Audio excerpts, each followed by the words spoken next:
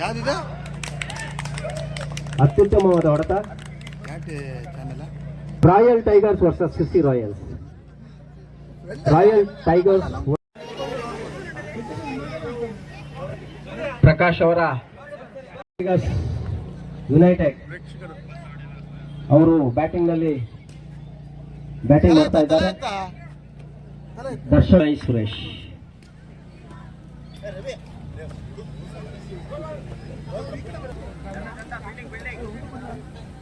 ಅತ್ಯುತ್ತಮವಾದ ಹೊಡೆತ. ಅದನ್ನು ಯಾವ ರೀತಿ ಅತ್ಯುತ್ತಮವಾಗಿ ಕ್ಯಾಚ್ ಹಿಡಿದಿದ್ದಾರೆ ಬೌಂಡ್ರಿ ಲೈನ್ನಲ್ಲಿ. ಇದರಿಂದ 1 ರನ್ಗಳನ್ನು ಕಳ್ಕೊಂಡಿದ್ದಾರೆ ರಾಯಲ್ ಟೈಗರ್ಸ್ ಅವರು. 2 ರನ್ಗಳ 1.2 ಓವರ್ಗಳಲ್ಲಿ ಮೈಂಡಲ್ಲಿ ಇಟ್ಕೊಂಡಿದ್ದು ಬರೀ 4 ಓವರ್ಗಳಿಗೆ ಸೀಮಿತ. ಬೌಲಿಂಗ್ ಆಕಾಶಕ್ಕೆ ಸೀಮಿದೆ. ಈಗ ನಡೆಯುವ ಪಂದ್ಯ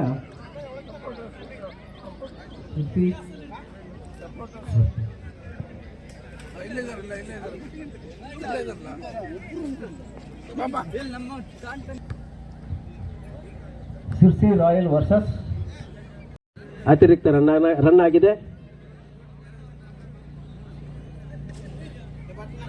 ಯಲ್ಲಾಪುರ್ ಸೂಪರ್ ಕಿಂಗ್ ಅವರ ಮೊತ್ತ 3 ರನ್ಗಳು, ಯಾವುದೇ ವಿಕೆಟ್ ನಷ್ಟವಿಲ್ಲದೆ ಓಡಿ ಬಂದು ಬೌಲ್ ಮಾಡಿದ್ದಾರೆ. ಅತ್ಯುತ್ತಮವಾದ ಬೌಲು. ಅದನ್ನು ಫುಲ್ ಟಾಸ್ ಆಗಿ ಕನ್ವರ್ಟ್ ಮಾಡಿಕೊಂಡು 1 ರನ್ ಹೊಡೆದಿದ್ದಾರೆ ಅಭಿಷೇಕ್ ಅವರು. ಇದರಿಂದ ಯಲ್ಲಾಪುರ್ ಸೂಪರ್ ಕಿಂಗ್ಸ್ ಅವರ ಮೊತ್ತ 4 ರನ್ಗಳು, ಯಾವುದೇ ವಿಕೆಟ್ ನಷ್ಟವಿಲ್ಲದೆ. ಹಾಗೆ ಓಡಿ ಬಂದು ಬೌಲ್ ಮಾಡಿದ್ದಾರೆ. ಅದನ್ನು ಪಾಯಿಂಟ್ ಕಡೆಗೆ ತಳ್ಳಿ 1 ರನ್ಗಳನ್ನು ಪಡ್ಕೊಂಡಿದ್ದಾರೆ.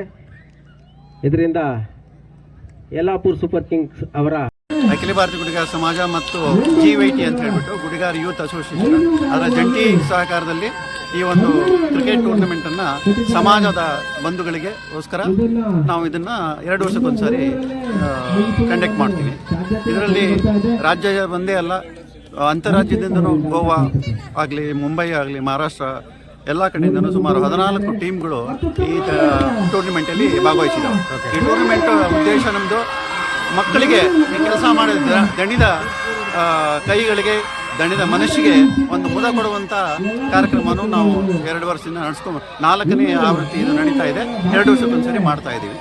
ಇದರಿಂದ ಎಲ್ಲ ಸಮಾಜ ಬಾಂಧವರು ಒಟ್ಟಿಗೆ ಸೇರಿ ಎಲ್ಲ ಒಂದು ಸಂತೋಷ ಕೊಟ್ಟ ಥರ ಇದನ್ನು ಆನಂದಿಸ್ತಾ ಇದ್ದಾರೆ. ಮಕ್ಕಳೆಲ್ಲ ಬಂದಿದ್ದಾರೆ, ಹೆಂಗಸರು, ಮಕ್ಕಳು ಪ್ರತಿಯೊಬ್ಬರು ಬಂದಿದ್ದಾರೆ, ಕ್ರೀಡಾಭಿಮಾನಿಗಳು ಎಲ್ಲ ಸೇರಿದ್ದಾರೆ.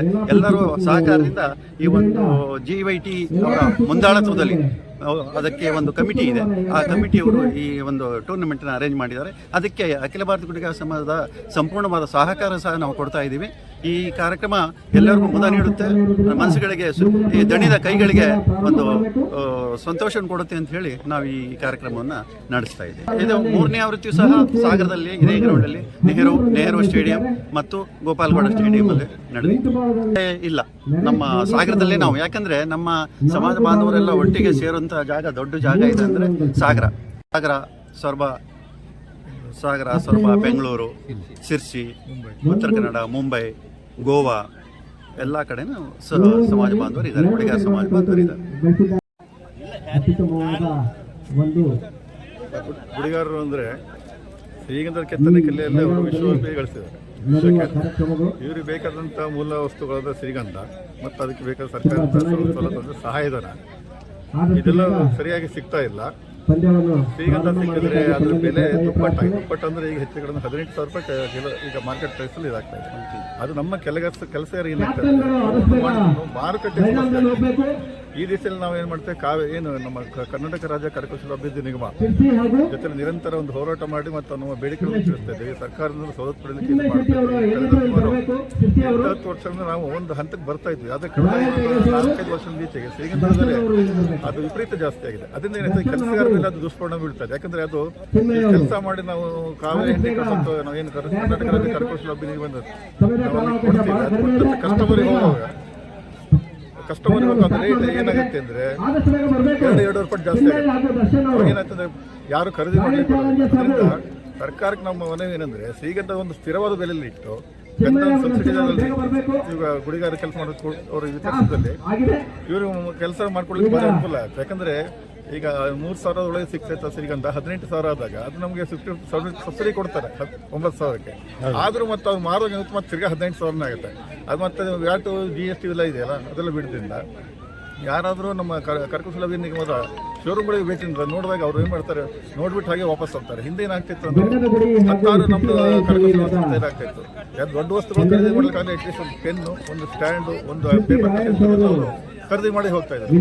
ಇದೇನಾಗಿದೆ ಅಂದ್ರೆ ನಮ್ಮ ಕೆಲಸಗಾರರಲ್ಲಿ ಬಹಳ ಕೆಟ್ಟ ಪರಿಣಾಮ ಬೀರಿದೆ. ಸರ್ಕಾರ ಈ ದಿಶೆಯಲ್ಲಿ ಶ್ರೀಗಂಧದ ಮೇಲೆ ಸ್ಥಿರವಾಗಿ ಕನಿಷ್ಠ ಒಂದು 5,000 ರಿಂದ 6,000 ಒಳಗೆ ಸಿಗೋ ಥರ ವ್ಯವಸ್ಥೆ ಮಾಡಿ ಸಬ್ಸಿಡಿಯನ್ನು ನಿರಂತರ ಒದಗಿಸಿಕೊಟ್ರೆ ಸಾಕಷ್ಟಲ್ಲಿ ಶ್ರೀಗಂಧಗಳು ಇರ್ತದೆ, ಇಲ್ಲ ಅಂತಲ್ಲ. ಈಗ ಆಯಾ ವಿಭಾಗಗಳಲ್ಲಿ ಈಗ ನಮಗೆ ಮೈಸೂರು ಡಿಪೋ ಇದೆ, ಧಾರವಾಡ ಡಿಪೋ ಇದೆ, ಶಿವಮೊಗ್ಗ ಡಿಪೋ ಇದೆ, ಅಲ್ಲೆಲ್ಲ ಸ್ವಲ್ಪ ಸಿಗ್ತದೆ. ಅದನ್ನು ನಿರಂತರವಾಗಿ ಕೆಲಸಗಾರರಿಗೆ ಅಂತ ಕೊಟ್ಟರೆ ಕೆಲಸ ಮಾಡಿ ನಾವು ಕೊಡ್ಲಿಕ್ಕೆ ಅನುಕೂಲ.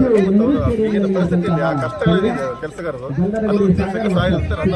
ನಾನು ಅಖಿಲ ಭಾರತ ಪ್ರಧಾನ ಕಾರ್ಯದರ್ಶಿ 3 ವರ್ಷ ಕೆಲಸ ಮಾಡಿದಾಗ ಈ ಕೆಲಸಗಾರರ ಭವನಗೋಸ್ಕರ ಹಲವಾರು ಕಾರ್ಯಕ್ರಮ ಮಾಡಿದ್ರು. ಅದೇ ದಿಶೆಯಲ್ಲಿ ಉತ್ತಮ ಕೆಲಸ ಮಾಡೋದಕ್ಕೆ ಸಾಗರದಲ್ಲಿ ಗುರುಕುಲವನ್ನು ಕೂಡ ನಾವು ಪ್ರಾರಂಭ ಮಾಡಿದ್ವಿ. ಶ್ರೀಯುತ ಯಡಿಯೂರಪ್ಪನವರು ಮುಖ್ಯಮಂತ್ರಿಗಳಿದ್ದಾಗ ಅದೊಂದು ನಾವು ಒಂದು ಪ್ರಸ್ತಾವನೆ ಸಲ್ಲಿಸಿ ಒಂದು 5 ಕೋಟಿ ಸ್ಯಾಂಕ್ಷನ್ ಮಾಡಿಸಿ ಸಾಗರದಲ್ಲಿ ಕೂಡ ಒಂದು ಗುರುಕುಲವನ್ನು ಸ್ಥಾಪನೆ ಮಾಡಿದ್ದು. ಆದರೆ ಇವಾಗ ಏನು ಕೆಲಸ ಕಲಿತರು ಹುಡುಗರು ಅದು ಮಾರುಕಟ್ಟೆಯ ಸಮಸ್ಯೆ ಮತ್ತು ಈ ಬೆಲೆ ಏರಿಕೆ ಇದೆರಡೂ ಕೆಟ್ಟ ಪರಿಣಾಮ ಬೀರಿದೆ. ಸರ್ಕಾರ ಆ ದಿಶೆಯಲ್ಲಿ ಅದನ್ನು ಯೋಚನೆ ಮಾಡಿ ಸರಿಯಾದ ಒಂದು ವ್ಯವಸ್ಥಿತವಾಗಿ ಸಬ್ಸಿಡಿ ಸಿಗೋದಿರಲಿ, ಶ್ರೀಗಂಧ ಕೊಡೋದಿರಲಿ, ನಿರಂತರವಾಗಿ ಅದನ್ನು ಕೊಡ್ತಾ ಬಂದರೆ ಕೆಲಸಗಾರ ಭಾವನೆ ತೀರುವಂತ ನನ್ನ ಅನಿಸಿಕೆ. ಅದಾದ್ಮೇಲೆ ಪರಿಣಾಮ ಬೀರಿದೆ. ಯಾಕೆಂತಂದ್ರೆ ಏನಾಗಿದೆ, ಉತ್ತಮವಾದ ಕೆಲಸ ಕಲಾಕೃತಿಯನ್ನು ತಯಾರಿಸೋರಿಗೆ ಏನು ತೊಂದರೆ ಇಲ್ಲ, ಯಾಕಂದ್ರೆ ಅವರು ಕಲಾಕೃತಿ ಯಾವತ್ತೂ ಬೆಲೆ ಇರ್ತದೆ.